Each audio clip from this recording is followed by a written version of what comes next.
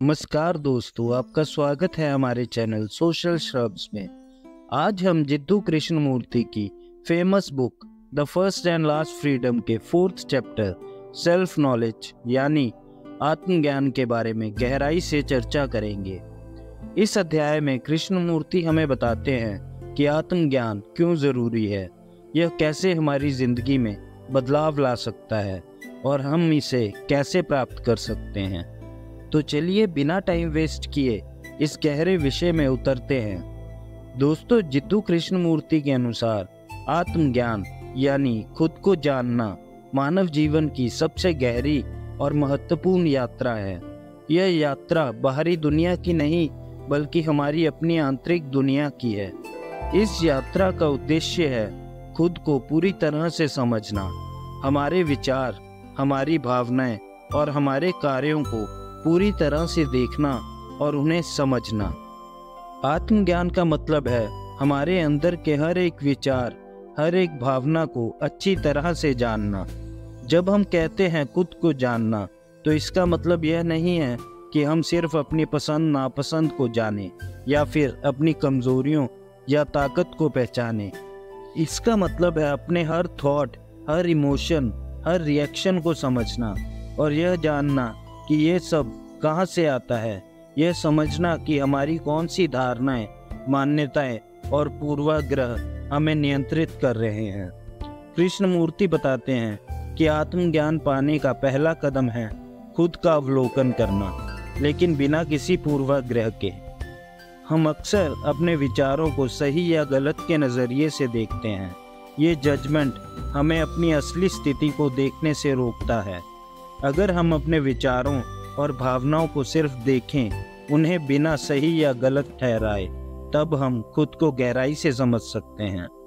आत्मज्ञान की दिशा में अगला कदम है अपने डर, इच्छाओं और भावनाओं को समझना। कृष्णमूर्ति कहते हैं कि हमारे डर, हमारी इच्छाएं और हमारी भावनाएं ही हमें नियंत्रित करती हैं। अगर हम अपने डर को गहराई से देखें, किसी भी प्रकार का डर, चाहे वह अकेलेपन का हो, असफलता का हो या अस्वीकार किए जाने का, तो हम समझ सकते हैं कि यह डर हमारे ही मन का बनाया हुआ है। इसी तरह इच्छाएं भी हमें बांधती हैं, क्योंकि जब हम किसी चीज़ की तीव्र इच्छा करते हैं तो हम उसमें फंस जाते हैं। कृष्णमूर्ति का मानना है कि जब हम अपने डरों, इच्छाओं और भावनाओं को पूरी तरह से समझ लेते हैं तो हम उनसे मुक्त हो जाते हैं। यही असली स्वतंत्रता है, मन की स्वतंत्रता। यह वह स्वतंत्रता है जो हमें सच्चे अर्थों में जीने का मौका देती है, बिना किसी बंधन के। आत्मज्ञान की यात्रा कोई ऐसी यात्रा नहीं है जो एक बार शुरू होकर खत्म हो जाए, बल्कि यह एक कॉन्टिन्यूअस प्रोसेस है, एक निरंतर आत्मान्वेषण या इंट्रोस्पेक्शन। हमें लगातार अपने अंदर झांकना चाहिए और अपने विचारों और भावनाओं को देखना चाहिए।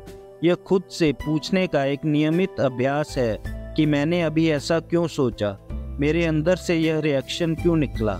यह पूछना और समझना कि हमारे जीवन में क्या हो रहा है और क्यों हो रहा है। कृष्णमूर्ति जी कहते हैं कि आत्मज्ञान से हम न केवल खुद को बल्कि दूसरों को भी समझ सकते हैं। इससे हमें यह जानने में मदद मिलती है कि कैसे बिना संघर्ष के जिया जाए, क्योंकि जब हम खुद को समझते हैं तो हम दूसरों के प्रति भी समझदार हो जाते हैं।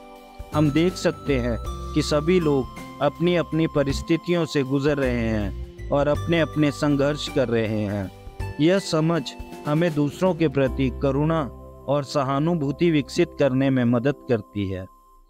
तो दोस्तों, आत्मज्ञान का यह सफ़र, जैसा कि जिद्दू कृष्णमूर्ति हमें बताते हैं, हमारी ज़िंदगी का सबसे महत्वपूर्ण सफ़र है।